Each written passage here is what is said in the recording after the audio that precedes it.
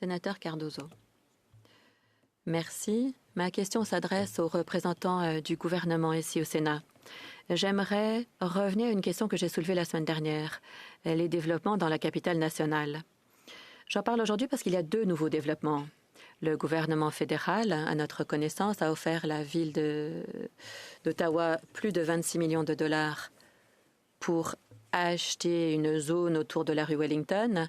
Et il y a eu une augmentation d'incidents, de menaces et d'intimidation de parlementaires au cours des derniers jours. Je veux tracer un trait entre les menaces et l'intimidation et la liberté d'expression et les démonstrations.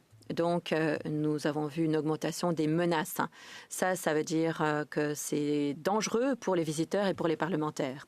Est-ce que le gouvernement va continuer les négociations avec la ville d'Ottawa pour donner plus d'ampleur à l'enceinte parlementaire et assurer la sécurité des parlementaires et du public? Sénateur Gould.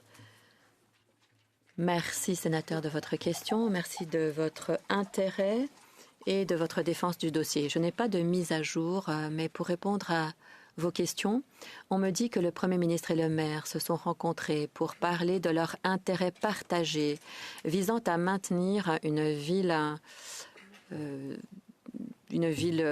vibrante et la revitalisation du centre-ville, parce qu'il s'agit après tout de la capitale nationale. D'autre part, je peux vous assurer que SPAC va procéder à l'acquisition de la rue Wellington.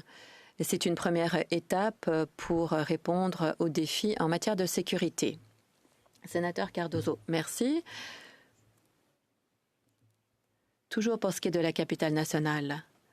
Pour ce qui est des Plaines-le-Breton, on a appris récemment qu'il y avait un accord entre la Commission de la capitale nationale et les sénateurs, pas ceux-ci, les autres.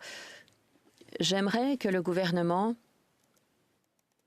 songe à la construction d'un musée des sciences et des technologies sur cette zone et peut-être un musée des portraits ici lorsque nous allons quitter en 2031. Sénateur Gould, merci encore une fois pour vos suggestions, mais pour les défis du Sénat du Canada, je comprends qu'il y a déjà des discussions au sujet de son utilisation future et on en parle au sous-comité sur la vision et le plan.